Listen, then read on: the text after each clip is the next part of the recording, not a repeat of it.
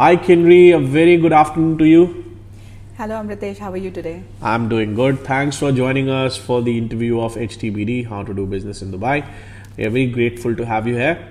So tell us something about yourself. Okay, so I was an educator by birth, I would say. I Okay. claim that way, but I came to Dubai 9 years back. My journey started 9 years Wow. back. I came here and I was hired with one of the good institutes, private institutes, and that's how my journey started. One thing I was always determined of that I want to grow. When it comes to Dubai, sky's the limit. If you have something in you, sky's really the limit. So you will get opportunities, you will grow, and that's what happened with me. So yeah, that's about me. So how it started, how your journey started, like you started working with a school or what is an education institute, like how it has progressed and what currently you are doing, if you can reflect something on that.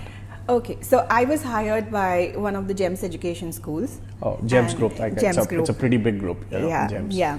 And let me tell you, GEMS really takes good care of you. You know, once they hire you, they do every single thing for you. You don't have to literally panic while you're coming to this country. That where would I stay? How would things would be? GEMS would take care of every single aspect. Okay, so I was very comfortable when I started with GEMS, and that's how my journey started. It was very good. I learned a lot. Though I came from a very curriculum and a training background, but I was hired as a business teacher over here, looking at my qualifications, Right. and that's how the journey started. Okay, so the other thing, as you just mentioned about that you started as a teacher, there is something which is very interesting, and because we are covering how to do business in Dubai, imagine if someone wants to come and invest in Dubai in an education sector, then what are the opportunities for private schools or education programs? What in your opinion, what kind of opportunities are there for starting a school in Dubai? Well, I would say let's be very realistic. Okay, we see that Dubai has shown a very smooth progress, and it's smoothly growing and progressing. The GDP is going smooth. Everything is good. So we're growing. We're surely growing. And in this scenario, we have a lot of expats coming to Dubai and settling from everywhere around the world. On the contrary, this gives rise to more schooling. Okay, so there are more and more students. If you just see the new areas come up, and then the new schools come up, and the admissions are going full. Everything is, working out well. In fact, to add to your point, I see a lot of American curriculum and British curriculum schools now expanding in Sharjah and Ajman, which was Perfect, yes. which was in Dubai and Abu Dhabi. I see a lot of these brands going into other Emirates also and expanding. Correct. Yeah. So keeping that in mind, private schooling is a very, very bright and good business. Also keeping in mind that 90% of schooling is private schooling over here. It's owned by private owners. It is by private owners. Yeah. So it's like that one has to go to Ministry of Education to get the approval for starting a school. Is it like that? Yeah, in a way. It's a very, very set, clear procedure. So once you have idea about maybe the school, you have a school brand back home. Okay, it's already existing school in some other country, or maybe it's a completely new startup. So you come up and you go to KHDA, and KHDA gives you, as far as Dubai is concerned, so you go to KHDA, and KHDA will give you a clear picture of how to proceed with the things. KHDA, Knowledge Human Resource Yes. Development Authority, which is Ministry of Education, Dubai. Yeah. Okay. So what happens is they give you a very, very clear idea how to proceed with things, and it's step by step. Very nice. Okay, and once you fill their form, you go ahead giving them the details, you show them where you're buying a land or things like that, and then they ask you for an academic plan. Every step they handhold you. Okay, it's not like something is vague. They literally handhold you. They take you step by step to get things done. Very nice. And it's a very clear cut procedure. If you can also add a point that if there is a foreigner who wants to own education business in Dubai, are there any specific restrictions or regulations on that?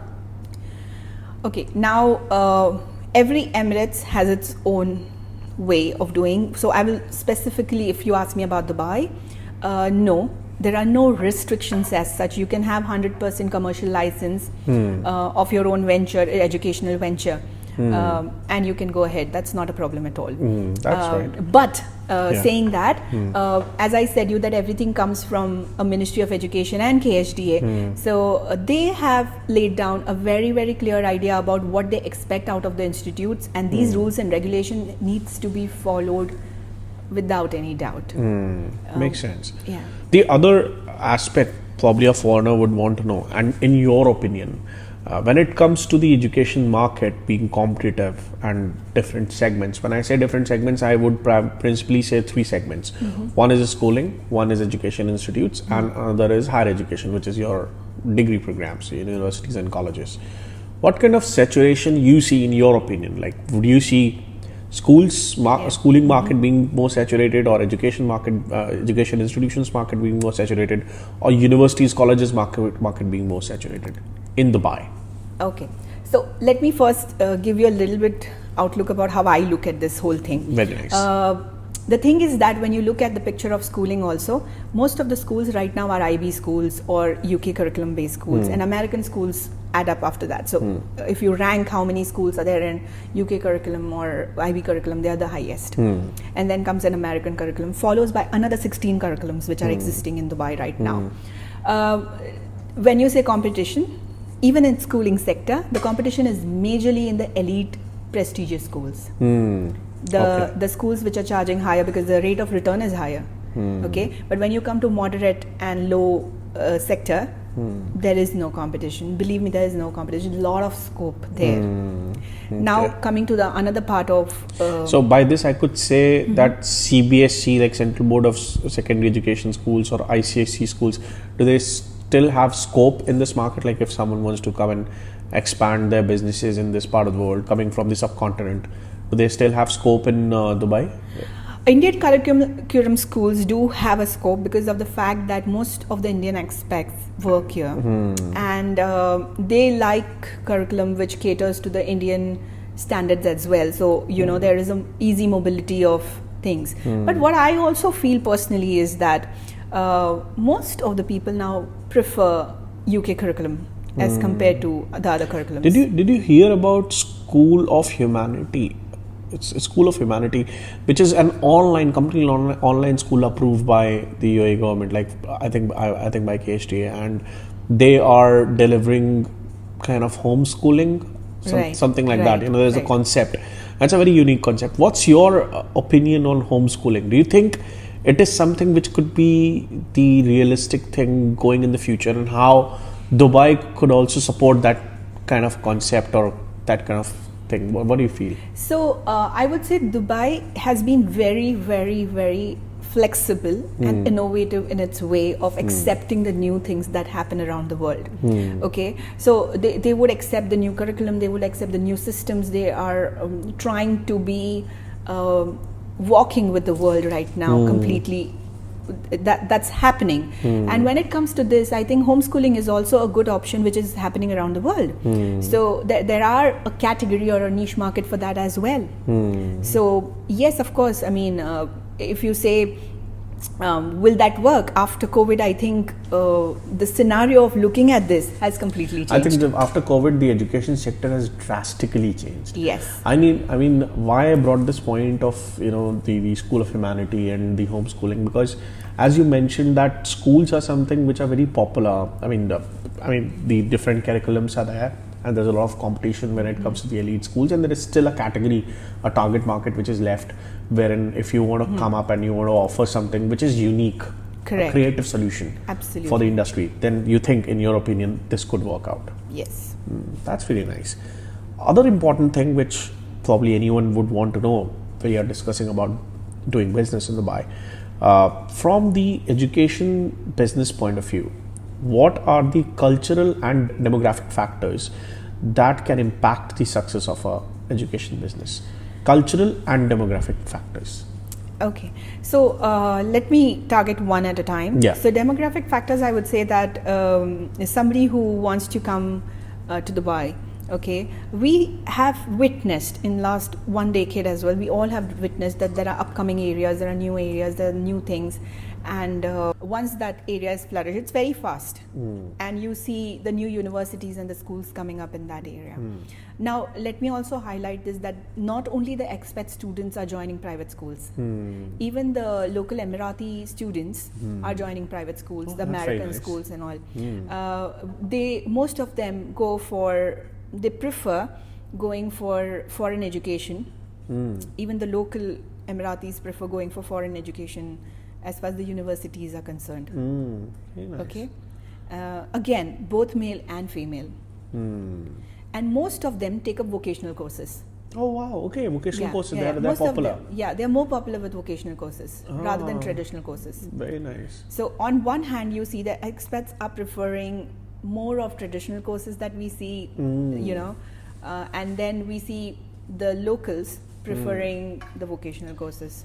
Very nice. So I don't want to stereotype that, but I'm just trying to give you an idea. You're giving it's again an opinion, and I think it's a very, very well said, observed opinion of yours, that there are expats who are interested in vocational education, something which gives them more of hands-on. Okay. So culturally, what do you feel, how this market is different? Do you see, because there's a mixed culture, there's a huge mix of culture. Yes. So how do you see, as an education sector, this cultural diversity, it helps this entire ecosystem of education? Can you reflect something on that? It's phenomenal to look at this, because we have 200 nationalities living here in peace, in harmony, respecting each other's culture, and that is what Dubai stands for exactly. Because we are very tolerant. This country teaches us to respect and love each other, and that is what you see inside the classroom as well. So once you enter a classroom, whether it's a university, whether it's a school or a secondary school, you will see all the nationalities celebrating the differences together, exchange of knowledge and exchange of culture happening right over there. So I think it's a beautiful idea for any international education brand to come and open a center or a branch here to bring their kids in and give them to this diversity of culture and demographics and let them experience. Because if a student is coming from Europe, or if a student is coming from subcontinent or Southeast of Asia, they can come and explore this diversity of different kids and different people, who are coming in one classroom and experiencing. I think being isolated, being in your own country, you would not get that kind of opportunity. No, because every nationality or every person that you talk to brings in fresh ideas, fresh knowledge, fresh know-how that they come from, their background, everything. Right. So when you're sitting in that kind of a group, for example, you're doing a project and people coming from different national, different backgrounds, the kind of thinking that goes into this will be very different. I think it is so beautiful and entrepreneurial for kids to be in this kind of a diversity. Absolutely. Because then you come up with so many different ideas. You think of a business probably which may be very unique to South Americans, and then you want to bring that kind of a concept to this world, or you want to take it to subcontinent, or you want to take it to Europe. I think it adds to the whole culture, and demographics add to the diversity. One more point in demographics. What do you see when it comes to the business, the education business? Which demographic out of income, or age, or gender, which demographic you feel is the most important one to contribute towards taking a decision of opening a school or education business in this part of the world? I would say that because every nation is run by the upcoming minds, the young minds, and we are definitely targeting the young minds. There is a shift. The global shift right now is that people are going more local than international, is also a shift. So if I am an expat staying in Dubai, wanting my kids thinking to go to Canada or any other country, now that there is a shift, there is a shift in that mindset. Very valid point. Yeah. So I think that my student or my child can get the best of the education in locally, get best of the infrastructure, best of the growth, and of course followed by a good employment opportunities. Right. which So, is a labor market information. If you consider the labor market information, I think this is the best market right now. yeah. So, in your opinion, the gender and the income are two important factors out of the demographics, which are very aggressively growing in this market, and they contribute towards any business for that matter, considering education business as well. Absolutely. Perfect. The other very important point is what kind of government support is available for education businesses, or how research and development sector is developing in the education sector in Dubai, if you can reflect something on that.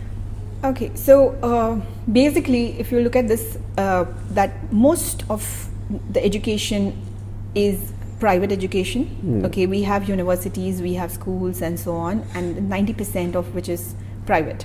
That means the government is really very supportive in welcoming them on this land, and followed by an excellent infrastructure, giving a free zone for educational institutes to run at a little subsidiary rates. Okay, there are some grants which are available only for students who are excellent to come and get into these universities. There was one information which came out last year, that students who are scoring above 98% or 95%, Absolutely. they get a golden visa. Yes. Yes. Okay. So recently in my circle itself, I got some students enrolled into the university and at a full scholarship, because they had that kind of a score, 97%, 98% scores.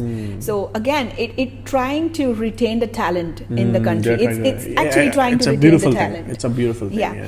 And on the other hand, I would say, coming back to the point, the support. How the country deals during the crisis is the test of what it is. And I would say it is excellent if you see how this country came up with support plan for its businesses, especially the educational business.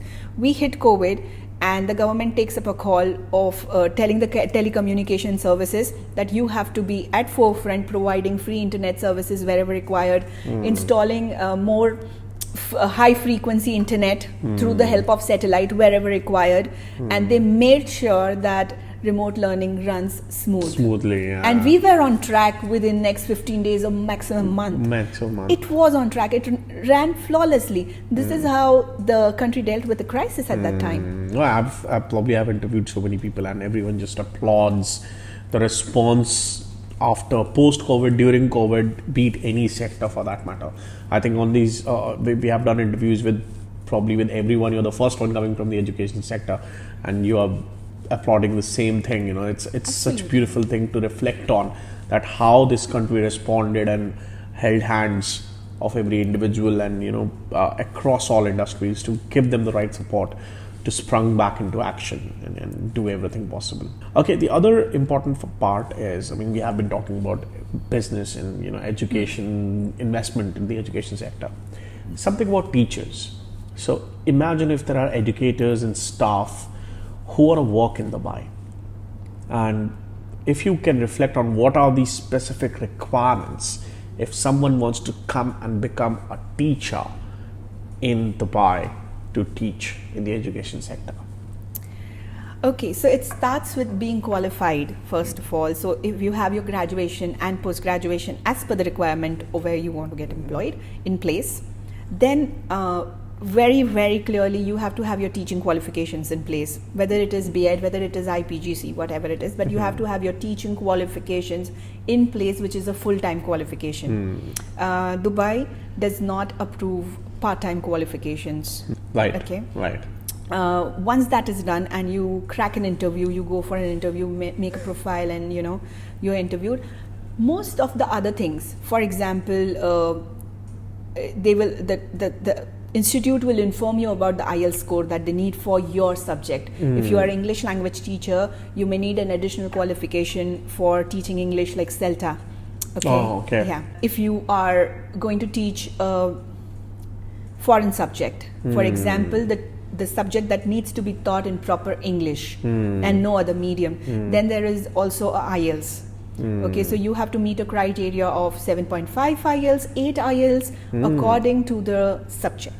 Okay. So once that is in place, you apply, you are all set. And the rest of the formalities of taking approvals, taking equivalency, MUFA certification, will be done by the institute for you. So you are really at rest, because they will give you all the guidance. They will do a lot of things for you.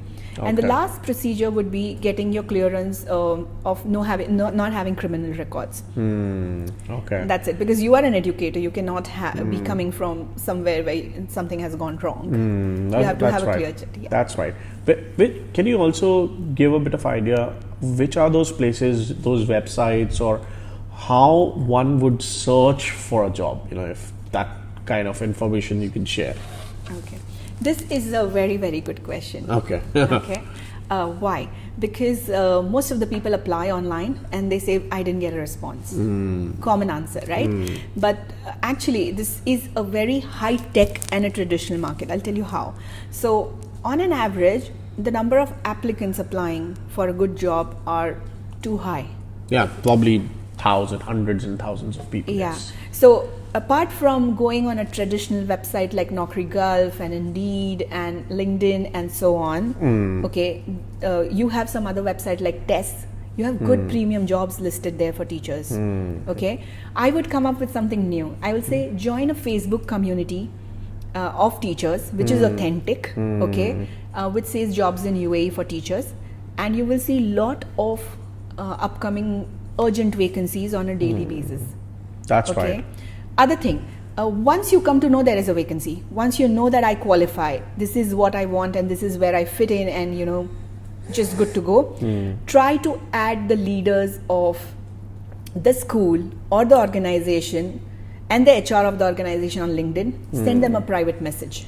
Right. With the due respect, explaining them the whole thing, that why are you applying for which like position. You need to be, have that hustle of making that because outreach. you don't know when you apply, are you reaching the right person? So this is a way you should be doing it. The last thing you should be doing is, if you are in this country, if you are currently in this country, go traditionally to meet them. That's right. That is the best thing you can get it done. And with all due respect, they will entertain you. It's not that they will not let you enter or something like that. So take those pains of going personally. That's if you right. feel that you just fit in. How about just trying to be innovative here? You search for, because KHTA rates schools. They give good rating. And you pick some of those schools which are good schools, and you search on their website. Sometimes they link vacancies on their website. I think GEMS has a separate portal. GEMS Group, where you can go and look for Pace Group and Talim Group and Aldar Group. I think these are some big names. You can always go search on the Google which are the good schools and search go to their names. websites. Yes. Look at their website, because you'll have to hustle a bit to find that relevant job. And I think you mentioned it very correctly. Once you know who is who on the LinkedIn platform of a particular group where jobs are available, connect them on LinkedIn and then reach them out. That outreach is needed if you want a job in Dubai.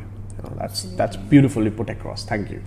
The other important part is coming to the business side of education sector. Now, the cost structure. What do you think if you consider the pricing strategies? If someone wants to start an education institute or school, I would say, and they want to run IB curriculum, or they want to run the British curriculum or American curriculum, or a CBSE school or an ICSE school. If you can give a range, just a range, like what kind of fee we are looking at when it comes to these kind of curriculums being provided by schools in Dubai. Okay, so coming back to where I started, that there's a lot of competition in the premium range of schools. So if you tell me that the fee structure you start with the fee structure of 9,000 to up to the fee structure of 97,000. 97,000 dirhams per year. Per year. Okay, that is a huge gap. Okay, so there's a huge competition at 97, 80 plus over there, and there is a very less competition here, but you as a businessman would look at profit making as well. So considering this, I think in the range of 40 to 50 is your market where you feel that, okay, this is the kind of moderation target audience I can go with, having an international school in mind. Someone who is providing IB, British curriculum or Yes. American curriculum for that Yes. matter. What is the range for a CBSE and ICSE school? What kind of fee they charge? So the fee structure, if you look at the CBSE and ICSE school, the most of them, I would say, even on a higher side, if you go, I think it will be 25 to 35. That can have a good scope, fast admissions. Okay, I would like to highlight something over here. Now is a time when one should not focus at the charging of fees, rather than look at making profit through numbers. Volume. Yeah, because volume, exactly, because you have a huge infrastructure. The schools here are really, really huge. The capacity of schools are huge over here. So when you talk about one good school, you're talking about 2,000, 3,000 students on one campus. So when you are on a number game, what happens is whatever revenue you have kept in mind can be achieved. Okay, That's right. But get into the market which does not have too much of competition. Yeah, obviously, yeah. I think you have rightly mentioned those. I think these price points would give enough idea to someone who's already running a school to see probably how to expand in the UAE. Yeah, market, and in if you're very confident, if you're going to do well and you're going to flawlessly clear KHDA inspections, you can increase the fees, right? Yeah, Later. obviously, yeah. Yeah, Once because you now have a you're good famous. rating, a Now good you rate- become a brand, you're famous, people want admission, and the KHDA ratings are good. You can increase the fees later as And well. I think we should be proud of our community as well. The kind of expats and the locals, the people who are living in Dubai, they are not anyone. They are very informed parent. Absolutely, absolutely. They are very much informed. So if you are good rating in KHDA and if you are really giving quality education, I think parents would be happy to be on a higher side, or if you're giving that value proposition in your entire business to the parents, I think they would Absolutely. In fact, accept this is you. a market gap. So there is an audience which is ready for you, okay, who is looking after. See, there are schools with the lower fees as well, but when we talk about quality education, we are talking about at least a good to very good school and outstanding school in that range. You don't find them so easily. So easily. And right. I see lots of parents, they say, I didn't get the admission, I didn't get the admission, I didn't get the, do you have some influence, That is the kind of a scene here. So there is a market gap. And if you can fill a market gap, I'm sure you're supposed to make a profit. That's a business law. That's right. That's great. One last question. Yes. Take a deep breath, okay?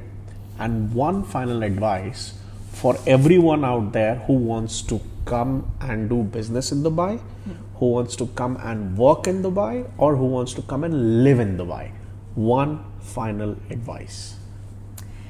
One final advice: come mentally prepared, at least, to accept the new culture, accept the new lookout, okay, and stay there consistently, and you will see the magic happening for you. Have fun. You will see whatever you thought is Yeah. coming true very soon, but be persistent, be positive, and just accept what's coming in. Majority of people don't do that. That's superb. That's great. Thank you so much, Kinnari, for joining us. Thanks a lot. Bye-bye.